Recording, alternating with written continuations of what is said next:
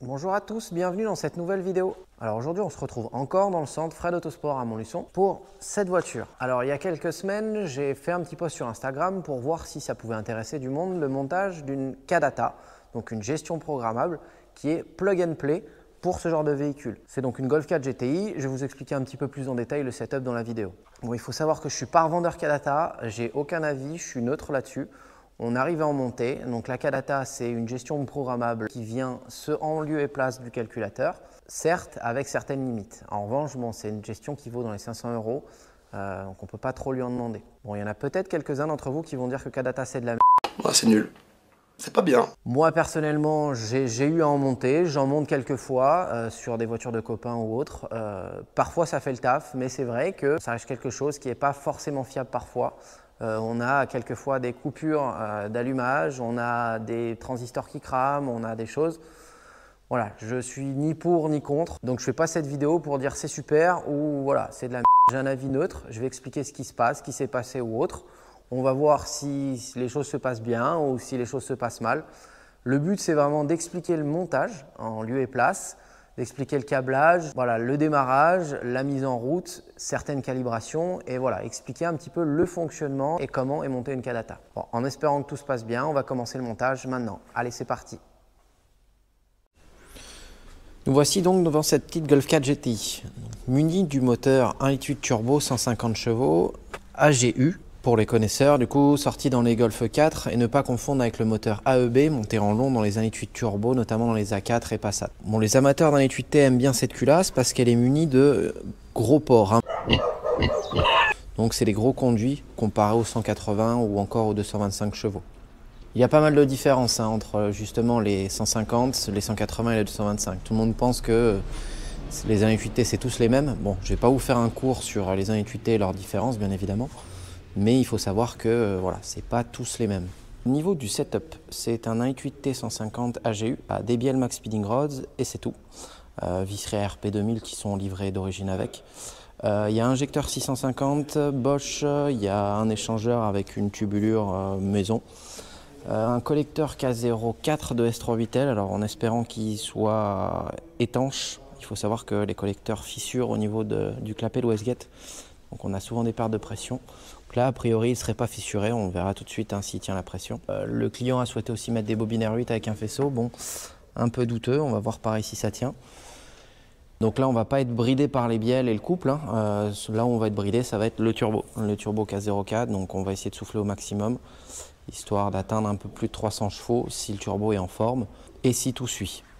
Bon là, ce qui nous intéresse en l'occurrence, c'est le montage de la Kadata. Cette Kadata qui est montable donc uniquement sur M3.8.3, ces calculateurs-là, et M3.8.2, les calculateurs d'A4, 1.8 turbo, style AEB ou Passat. Donc voici ce qu'il y a dans la boîte, le calculateur qui est AGU.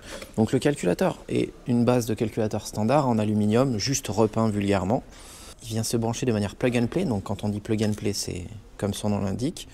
On enlève les cosses d'origine, on enlève le calculateur, on le met. On verra ça tout à l'heure, je vous montrerai. Donc c'est assez simple, assez facile, pas besoin de s'embêter à faire un faisceau comme par exemple l'autre qu'on est en train aussi de passer en gestion programmable. Je vais vous expliquer d'ailleurs, ce sera plus simple. Donc sur celle-ci, c'est un 1.8 turbo 225 de type BAM. Voilà. Différent de l'autre. On peut voir l'admission, elle est de l'un côté ou de l'autre, mais c'est surtout ce qui nous intéresse, c'est le papillon. Le papillon là-bas est à câble et celui-ci est électrique. La Kadata ne gère pas les papillons élec. Voilà pourquoi là-dessus, on est passé sur une gestion EcuMaster. Donc les MU-Black là en l'occurrence, le moteur est forgé, il y a un turbo, il souhaite évoluer plus tard, donc il a souhaité pour l'instant être tranquille et partir sur une MU-Black qui a beaucoup plus de capacité que la Kadata. On peut brancher un capteur flex fuel, on peut faire du boost by gear, bon, il y a énormément de choses que la Kadata ne gère pas et surtout le papillon électrique. C'est pour ça qu'on ne peut pas mettre la Kadata sur ce type de véhicule. Les MU-Black existent aussi en plug and play, mais il faut savoir qu'il faut quand même tirer, bon là on va pas voir, il y a quand même une petite boîte ici et il faut tirer soi-même les fils pour les remettre sur les MU-Black. C'est pas vraiment aussi plug and play que la Kadata, mais bon, c'est pas trop dur non plus à faire. Retournons à ce qui nous intéresse. C'est un boîtier, comme je vous l'ai dit, en aluminium, et dedans, du coup, il y a un PCB, hop, avec deux types de cartes. La première, c'est celle qui gère un petit peu tout. Et l'autre, c'est là où on va pouvoir mettre les entrées et les sorties. Alors, il n'y en a pas 150. Il faut savoir qu'il y a une entrée pour un capteur map ou barométrique, donc capteur map externe que le client a voulu faire. Il y a un capteur map interne, un capteur de pression de suralimentation qui est ici, mais qui va jusqu'à 1,5 bar d'origine. D'accord ? Donc on peut se relier d'origine ici en passant un tuyau dans la CADATA et garder ce capteur 1,5 bar. Le seul souci, c'est que si on souhaite mettre un peu plus de sural, eh bien la limite de lecture sera 1,5 bar. En règle générale, ce qu'on conseille, c'est de mettre le capteur 3 bars vendu en supplément qui vient se caler directement sur cette connectique-là. Donc on a un switch à changer, qui est expliqué dans la notice bien évidemment, et on peut mettre le capteur de pression de suralimentation 3 bars ici directement. Par contre, il faut savoir que c'est la seule entrée. Si vous souhaitiez mettre un capteur de pression barométrique, qui existe aussi, eh bien il faut faire un choix, c'est uniquement ça ou ça. Voilà, le problème et les limites de la CADATA, eh bien c'est qu'il n'y a pas beaucoup d'entrées et de sorties. Ah, quel dommage, quel dommage. On peut rajouter un flat shift, un launch control sur la pédale d'embrayage sur une seule entrée, la JS7. Il faut ouvrir le manuel. Donc on a toutes les sorties, toutes les entrées. Je ne sais pas si on voit bien ici. Donc ici c'est notre capteur map qu'on va mettre. Donc la seule entrée qu'on va pouvoir avoir, c'est la JS7 qui est juste ici. Ensuite, cette connecteur-là, c'est la lambda. Alors deux possibilités là-dessus. Soit on branche directement un manomètre avec son contrôleur de type AEM, Innovate ou autre, et on branche directement le signal 0,5 V ressorti sur Auxi 1. Ou alors, CADATA propose un faisceau directement qui vient ici et utilise son propre contrôleur interne dans la CADATA. Donc c'est une sonde DJLSU 4.2, un peu plus vieille que les 4.9 qui sont proposés dans les contrôleurs AEM ou les autres manos, qu'on branche directement ici et on se sert du contrôleur de la CADATA. Bon, c'est sûr que le contrôleur est peut-être de moins bonne qualité que l'AEM. Pour régler ce genre de véhicule, c'est largement suffisant. Donc comme je viens d'expliquer, hormis donc l'entrée JS7 pour l'ajout d'un launch control ou d'un flat shift, eh bien on peut juste rajouter ce qu'on appelle un table switch, donc c'est-à-dire un interrupteur pour pouvoir faire de la bicarto. Et donc elle ira comme expliqué sur l'input PE1. Voilà. Bon, c'est une gestion qui est boudée parfois parce que c'est vrai qu'elle a des bugs, c'est vrai qu'elle n'est pas super précise. Bon, elle marche sous Tuner Studio, c'est une copie de Megascur. Dommage. Oh là là, quel dommage, quel dommage. Bon, c'est pas la seule, évidemment. Il y a du Speeduino ou autre. Mais pour 500 € en plug and play, c'est vrai qu'en termes de rapport qualité-prix, pour de la petite prépa pas très chère, c'est imbattable. Forcément, si on souhaite faire mieux, on peut partir sur d'autres types de calculateurs, la Max EQ de l'EQ Master, mais le tarif ne sera pas le même et ça ne sera pas forcément du plug and play comme celui-ci. En ce qui concerne l'autre véhicule, on n'avait pas le choix de mettre de l'EQ Master. Celui-ci, il pouvait mettre, mais vu le setup qu'il souhaite faire, c'est-à-dire rester fiable, avoir un petit peu 250-300 chevaux fiable, et pour ce setup-là, la CADATA suffira amplement. Pour commencer l'installation de celle-ci, on va donc accéder au calculateur d'origine. Il faut obligatoirement enlever la baie de pare-brise, il est situé juste en dessous. Donc on enlève les deux balais d'essuie-glace, on repère bien les deux, forcément, il y en a un à droite, un à gauche. On démonte les deux balais d'essuie-glace et on a accès après à celui-ci. Faites attention quand même en tirant avec les baies de pare-brise qui ont tendance à mal vieillir. Elles sont parfois, certaines sont un peu cassantes. Faut bien faire attention. Pas de tournevis, rien, parce que sinon ça peut casser facilement. Une fois la baie de pare-brise démontée, ça ressemble à ça. Le calculateur est donc ici. Ce qu'il faut faire, c'est débrancher les deux connecteurs qui sont ici et après retirer le calculateur. Et voilà l'ancêtre. Bon, visuellement, comme vous pouvez le voir, c'est exactement les mêmes boîtiers, sauf que celui-là est repeint en bleu. Si jamais vous avez envie que ça soit look origine, vous pouvez très bien reprendre ce couvercle-là. Donc il y a 4 vis Torx en T20 dessus. Vous prenez et vous remontez à la place de ça, il n'y a pas de souci. Bon, le problème, c'est que sur ces calculateurs AGU, CADATA n'a pas pensé le passage de fil. Comme on a parlé, il va falloir passer tous ces fils. Le fil donc de la lambda qui va ici. Le fil de la FR qui vient ici. Le capteur map qui vient là. Et surtout, et pas des moindres, le USB qui va venir juste là. Ils n'ont pas pensé mieux que de mettre le capteur USB sous le couvercle ici. Nul. Il faut faire un trou juste là pour passer l'USB et en même temps on va passer le reste des fils par là. Bon, alors la découpe va se faire au Dremel par ici. Idéalement, c'est sûr que le calculateur, si on le met à l'intérieur, dans la boîte à gants ou autre, il n'y a pas de risque. Mais là, vu qu'il va retourner ici, forcément, il peut y avoir des risques d'infiltration d'eau ou quoi. Donc idéalement, il va falloir reboucher et faire un joint comme vous pourrez autour pour que la flotte et la condensation ne rentrent pas. Bon, je viens déjà de la brancher pour voir si ça fonctionne. Si vous faites des essais pour regarder les LED, la communication ou autre, ne mettez jamais le PCB au risquer de toucher la carrosserie. Parce que si forcément il y a un composant qui touche la carrosserie, vous risquez de brûler quelque chose ou d'abîmer quelque chose. Donc moi ce que je fais, je mets plastique ou autre pour pas que ça bouge. Et voilà, les cosses là sont là-dessus. On va mettre le contact déjà, brancher le PC, installer le driver et voir s'il y a de la communication. Donc on ouvre l'application Tuner Studio, qu'elle est téléchargeable, tout expliqué dans le guide. Il y a les drivers également. Bon, moi je les ai forcément parce que je fais pas mal de voitures, donc j'ai les drivers des Kadata. Et on branche ici, sur cette USB là. Voilà. Donc lorsqu'on branche l'USB, hop, vous avez vu la petite LED, on voit bien qu'il y a réaction. Donc on va brancher le contact pour pouvoir commencer de dialoguer avec la gestion. Lorsqu'on branche le contact, on voit bien que toutes les LED sont ouvertes. Dans le manuel, ils expliquent un petit peu voilà, les statuts des LED. Bon, là, quand c'est vert, forcément, power supply OK, ça veut dire qu'elle est bien alimentée. Il n'y a pas de souci, donc il va falloir reconnaître le projet. On fait ouvrir un nouveau projet sur le soft. Et là, il va falloir détecter le firmware et détecter la Kadata. Donc là, je sélectionne, je mets le nom qu'il faut et on fait détection. Donc là, il scanne un petit peu tous les ports via mon port USB, donc en COM10, pour essayer de trouver le firmware de la Kadata. Là, il a trouvé, donc Counterfeit 1, je vous fais pas de dessin sur ce que c'est. Là, il a bien trouvé le firmware, donc là, après, on accepte. Ensuite, là-dedans, c'est pour les valeurs et les propriétés du projet par défaut. Donc nous, on sera bien en bande large bande. Il faut bien mettre les 2 grands Celsius, sinon vous serez... Bon, après, vous pouvez changer plus tard, mais sinon, vous serez d'entrée en Fahrenheit. Donc là, Celsius, et après, voilà. Et là, donc il explique un petit peu qu'il a testé le port. Et après, on arrive au tableau de bord général. Donc il nous demande quel tableau de bord on veut. En règle générale, c'est celui-là qu'on utilise le plus. C'est OK, on a bien de la communication avec le calculateur. On va pouvoir travailler un peu dessus. Là, il y a une base map. Il faut savoir qu'il y a une map de démarrage dedans. Voilà, mais les tables sont pas, on va dire, regardez, sont pas optimales. Donc c'est censé démarrer avec injecteur d'origine, carburant d'origine, bien évidemment. Mais surtout, ne roulez pas avec. Voilà, c'est pour déplacer la voiture de quelques mètres, il n'y a pas de souci, mais voilà, les avances sont un peu nimpes.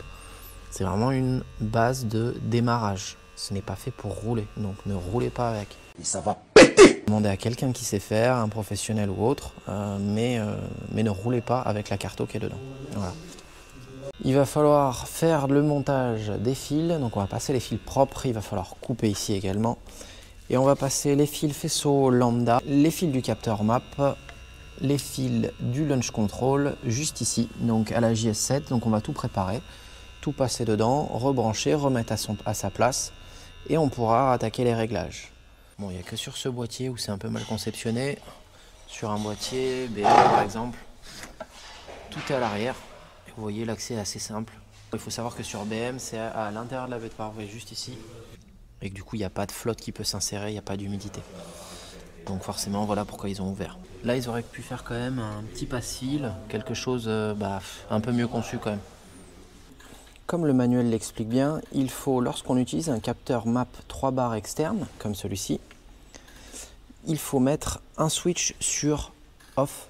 Du coup, le switch 1 qui est ici, hop, il faut le mettre sur off. Comme ça, ça permet de ne plus utiliser le capteur de pression interne de série et utiliser le 3 bars. Le calculateur est remonté dans son emplacement d'origine. Alors les 2 fils que vous voyez sont donc la sortie pour le launch et la deuxième c'est pour contrôler un relais. Alors à la limite, s'il veut se mettre par exemple un ventilateur supplémentaire, il pourra commander un relais via ce fil là. C'est la seule chose qu'on peut faire en plus du launch. Donc avant de remonter, je mets un petit peu de joint pour éviter que l'humidité se remette, notamment au niveau du trou que je vous avais montré tout à l'heure. Pareil, j'ai étanché IFI pour Éviter que l'humidité rentre. Bon, en faisant de la reprogrammation moteur, on voit pas mal de calculateurs qui ont été ouverts, refermés, et parfois on voit énormément de condensation. Et parfois, plein de pistes ou plein de composants arrivent à s'oxyder, à avoir du verre de gris, et du coup, on se retrouve avec un calculateur ou HS ou qui ne fonctionne plus bien. Donc, pour éviter ça au maximum, moi je décide de jointer. Là, on n'est pas à l'abri, voilà, la baie de pare-brise, s'il y a des fissures ou quoi, que ça ruisselle, ça puisse couler. Il y a des gens qui diront ouais, moi ça fait 10 ans, elle n'est jamais fermée, j'ai jamais été emmerdé. Oui, mais voilà, là en l'occurrence on ne prend pas de risque. Le calculateur d'origine, quant à lui, eh ben, lui aussi il a du joint. Donc voilà, si lui il est étanche, qu'il a un petit capuchon comme ça, c'est qu'il y a une raison. Donc autant faire la même chose là-dessus. Alors maintenant on va se connecter en dessous pour le capteur de pédale et on va commencer un petit peu à paramétrer. Je vais vous montrer en direct sur le PC un petit peu la mise en route, on va dire. Alors pour la mise en route, c'est assez simple. Donc vous mettez la clé de contact, il reconnaît, on arrive directement à cet écran. Il faut néanmoins faire quelques petites adaptations. Bon, je ne vais pas tout rentrer dans les détails avec toutes les tables, etc. Ça, je pense que ça n'intéressera pas grand monde. Chacun travaille différemment également. Mais le b.a-ba déjà, il faut pouvoir calibrer sa position papillon. Donc la position, c'est simple, on va dans calibrer le papillon. Donc là, on calibre correctement notre papillon en faisant cette méthode-là. Je suis trop fort. Ça fait chier. Ensuite, vous pouvez mettre à disposition les jauges que vous avez envie. On peut avoir donc le carburant, le rec fuel, ce qu'on appelle le carburant désiré. Donc ça dépend de la taille de vos injecteurs, du type de carburant que vous allez mettre, etc. Notamment si vous changez les injecteurs, que vous en mettez des plus gros, comme là c'est le cas, il y a quelques petits paramétrages à faire nécessaires. Là déjà j'ai une base map un petit peu à l'éthanol, on a l'habitude d'en faire, donc j'ai déjà une base map pour aller à l'éthanol. On a juste à mettre le contact et ça démarre. Donc le problème qu'on a avec ces moteurs, c'est la gestion du moteur pas à pas qui n'est pas évidente, vous voyez. Elle a tendance à bouger et ne se remet jamais vraiment au même endroit en fonction de, tout simplement de la position où elle est. Donc c'est vrai que là-dessus la Kadata elle gère très mal. En bricolant un peu, on arrive à peu près à avoir quelque chose de tolérable. Donc là on est en phase de chauffe moteur forcément, donc il y a plusieurs paramètres à prendre en compte. L'injection diffère en fonction de la température. Donc on a une table pour ça, d'enrichissement en fonction de la température moteur. Plus le moteur est froid, plus on enrichit. Il faut arriver à une bonne température de fonctionnement, l'enrichissement s'arrête. On va faire chauffer un petit peu la voiture. On va attendre que le banc se libère et on va pouvoir la mettre dessus pour commencer les réglages. Après quelques tours de roue sur le banc, au départ du réglage, on s'est rendu compte qu'il y avait quelques petits soucis. On a des pertes de synchro. Alors c'est assez fréquent, ça peut arriver notamment avec la Kadata justement. Mais là je ne pense pas qu'on puisse incriminer la Kadata parce que sur aucun AGU ça m'est déjà arrivé. Donc pourtant j'en ai réglé pas mal. Donc je vais vous montrer un petit peu à quoi ça ressemble. Les pertes de synchro moteur voilà, sont ici. C'est un compteur de pertes. Lorsque il y a une perte de synchro ici, donc on peut essayer de faire des logs. Donc là, on va essayer de démarrer la voiture. Donc on peut essayer de démarrer un log de la roue phonique. Ça ressemble à ça. Vous voyez, donc là, c'est chaque impulsion que la roue phonique reçoit, elle le redonne, elle le retransmet, et elle nous envoie un graphique. On peut essayer de mettre des filtres anti-bruit pour éviter d'avoir des interférences et d'avoir des pertes de synchro. Là en l'occurrence c'est pas le cas. Donc là, bon, la voiture est chaude, il n'y a pas de souci.